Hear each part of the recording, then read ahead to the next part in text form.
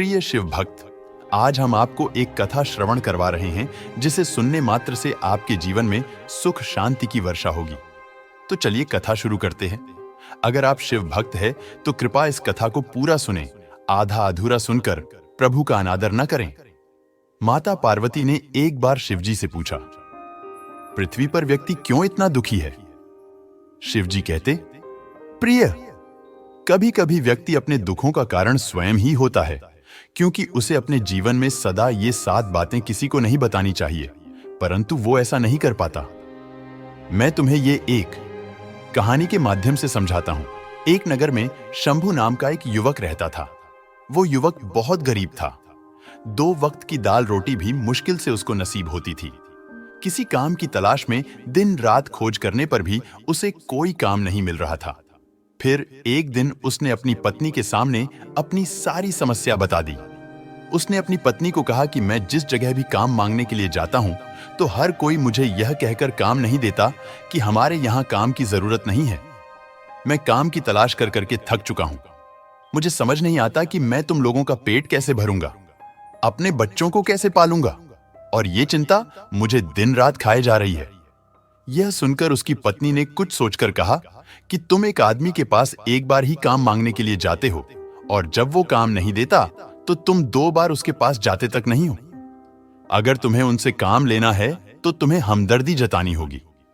तुम्हें उनसे हमदर्दी हासिल करनी होगी, अपनी गरीबी दिखानी होगी, ताकि वो लोग तुम्हारी मजबूरी समझकर तुम्हें काम पर रख लें। इसीलिए शर्म मत करो, उन्हें अपनी मजबूरी बताओ, अपनी गरीबी बताओ, और इसी उपाय से तुम काम पा सकते हो। ये बात शंभू के मस्तिष्क में बैठ गई और अगले दिन काम मांगने के लिए वो उसी सेठ के पास जा पहुंचा जहां पर वो पिछले दिन काम मांगने के लिए गया था। लेकिन इस बार उसने हाथ जोड़कर उस सेठ से प्रार्थना की, उससे विनती की कि वो बहुत गरीब है और उसे काम की बहुत आवश्यकता है। वो जो कुछ भी उसे देंगे उसमें संतुष्ट हो जाएगा, पर कृपया करके मुझे अपने यहां काम पर रख लें। उसकी ये हालत देखकर उस सेठ ने उसे अपने यहां काम पर रख लिया। वो रोज वहां पर काम पर जाने लगा। अंदर ही अंदर वो खुश तो था कि उसे काम तो मिला, लेकिन उसे वेतन दूसरे लोगों से कम मिलता था। वही काम जो दूसरे लोग कर रहे थे, उन्हें ज्यादा वेतन मिल रहा था और इससे कम वेतन मिल रहा था। जब इस बारे में उसने अपने सेठ से कहा तो सेठ ने कहा कि देखो भाई, तुम्हें काम की जरूरत थी, मैंने तुम्हें काम दिया। मेरा धन्यवाद करने की बजाय तुम मुझसे शिकायत कर रहे हो। यह सुनकर शंभू वहीं पर चुप हो गया। बात कहीं ना कहीं सत्य थी। सेठ ने तो उसे उसकी मजबूरी के हिसाब से ही काम दिया था और इसीलिए वो उसे अपने अनुसार ही वेतन देता था। लेकिन धीरे धीरे उसने ये बात अपने सगे संबंधियों और अपने दोस्तों को भी बताना शुरू कर दी कि उसका सेठ कैसा आदमी है और उसे कितना वेतन देता है। समय बीतता रहा और शंभू पूरी लगन के साथ अपना काम करता रहा। लेकिन अब परिस्थितियां बदलने लगी थी। सेठ अब शंभू से दूसरे लोगों से ज्यादा काम लेता था और उसे कम वेतन देता था। यह बात शंभू के मन को बहुत खलती थी। वो दूसरों से ज्यादा मेहनत कर रहा है और उनसे कम वेतन पा रहा है। इससे उसके आत्मसम्मान को बहुत गहरी चोट पहुंची। अब धीरे धीरे उसका मन अपने काम से हटने लगा। उसका मन काम में लगता ही नहीं था। जाहिर सी बात है कि ऐसी जगह किसका मन लगेगा जहां आदमी को अपने आत्मसम्मान के साथ समझौता करना पड़े। इसीलिए जल्द ही उसने अपना काम छोड़ दिया और वो घर पर आकर खाली बैठ गया। अब उसके पास घर का खर्चा चलाने के लिए भी पैसे नहीं बचे थे। इसीलिए उसने अपने सगे संबंधियों और अपने दोस्तों से सहायता मांगने शुरू की।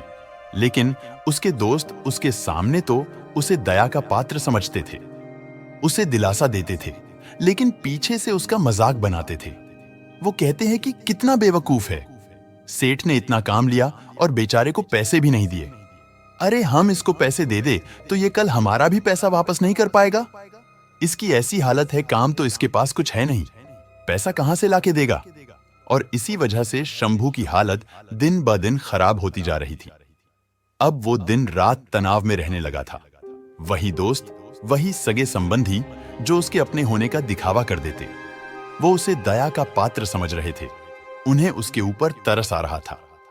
सब लोग आकर उसे ज्ञान तो बहुत देते थे, लेकिन कोई सहायता नहीं करता था और अक्सर ऐसा ही होता है। ज्ञान देने वाले तो बहुत मिल जाते हैं, लेकिन मदद करने वाले, उंगली पकड़कर, हाथ पकड़कर आगे चलाने वाले कितने लोग मिलते हैं। एक दिन उसे पता चला कि नजदीक के गांव में एक शिव शिष्य आया हुआ है जो बहुत ही ज्ञानी है। शंभू इतना तनाव में था कि उसे कोई रास्ता नजर ही नहीं आ रहा था। इसीलिए जाने या अनजाने वो उस शिव शिष्य के पास पहुंच जाता है। वहां पहुंचकर वो सीधे उनके पैरों में गिरकर रोने लग जाता है। वो रोते रोते उन्हें अपनी सारी परिस्थिति बताता है। उसे बताता है कि किस तरह उसके सेठ ने उसका फायदा उठाया और उसके सगे संबंधी उसके साथ कैसा व्यवहार रखते हैं। सारी बातें सुनकर शिव शिष्य ने उसे चुप कराते हुए कहा कि बेटा, ये सारी समस्याएं तुम्हारी बुद्धिहीनता, तुम्हारी मूर्खता के कारण उत्पन्न हुई है। अगर तुम्हारे अंदर विवेक होता तो इनमें से एक भी समस्या तुम्हारे मन को दुखी नहीं कर सकती थी। लेकिन तुमने अपने अविवेक के कारण, अपनी मूर्खता के कारण खुद ही अपने रास्ते में कांटे बिछा दिए। आज मैं तुम्हें 7 बातें बता रहा हूं जो भूलकर भी किसी को मत बताना, और इन बातों का अनुसरण करते हुए तुम बाहर से मिलने वाले दुखों को दूर कर सकते हो जो बेवजह दुनिया की वजह से तुम्हारे अंदर पनपते हैं। पहली बात जो किसी को नहीं बतानी चाहिए वो है अपनी मजबूरी। अपनी मजबूरी का दिखावा करके दूसरों का दया पात्र बनके उनकी सहायता लेने की गलती कभी मत करना। हो सकता है कि आज वो तुम्हारी मजबूरी देखकर तुम्हारी सहायता कर दें, लेकिन कल वो तुम्हारा फायदा उठाने से भी नहीं चूकेगा। और अगर फायदा भी नहीं उठाया तो दूसरों के सामने तुम्हारा मजाक बनाने में वो आदमी कभी नहीं चूकेगा। इसीलिए कभी भी अपनी मजबूरी का दिखावा मत करो। अगर घर में 2 रोटी है, सूखी रोटी है, तो वही खाकर सो जाओ, लेकिन दूसरों को इसके बारे में भनक तक नहीं लगनी चाहिए।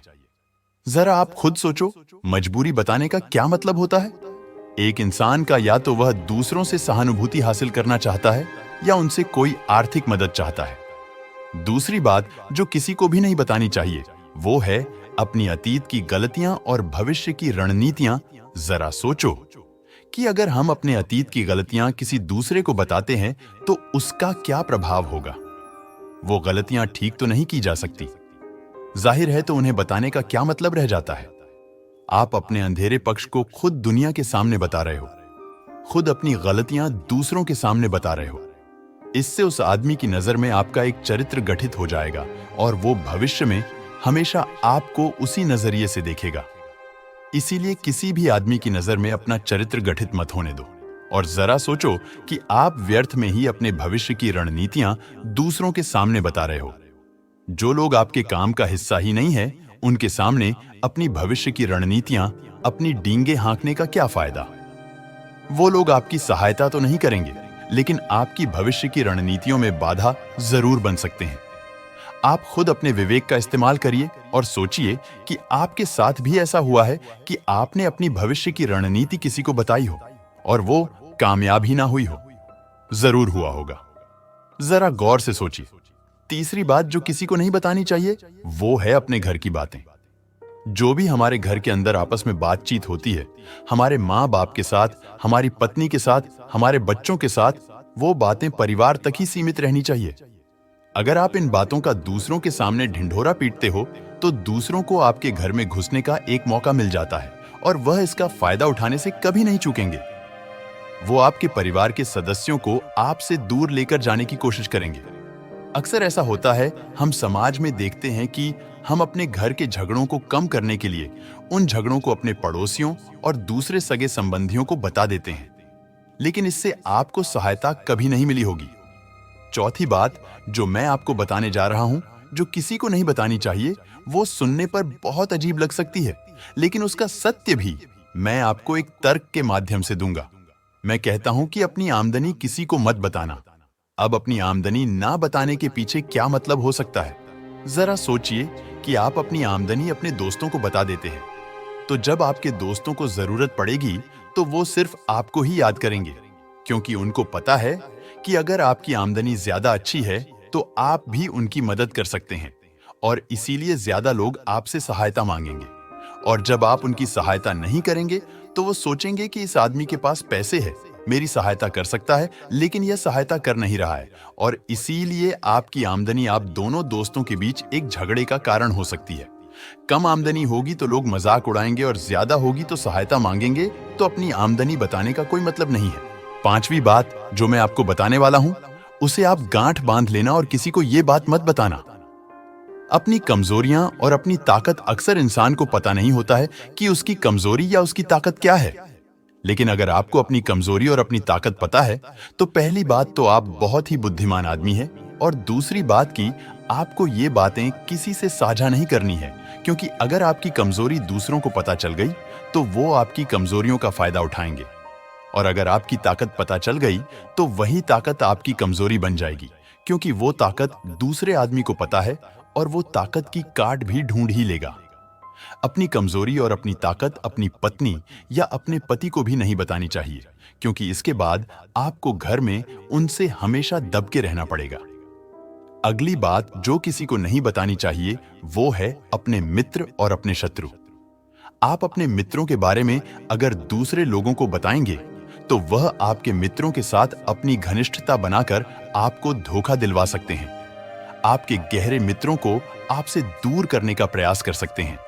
अक्सर आम आदमी ऐसा नहीं करता, लेकिन आपके दुश्मन ऐसा करने की कोशिश कर सकते हैं, और दूसरी तरफ आपके शत्रु का भी किसी को नहीं पता लगना चाहिए, क्योंकि आज जो आपका मित्र है, अगर कल वो आपका दुश्मन हो गया तो वो आपके दुश्मन के साथ ही मिलकर आपको परास्त कर सकता है, आपको धोखा दे सकता है।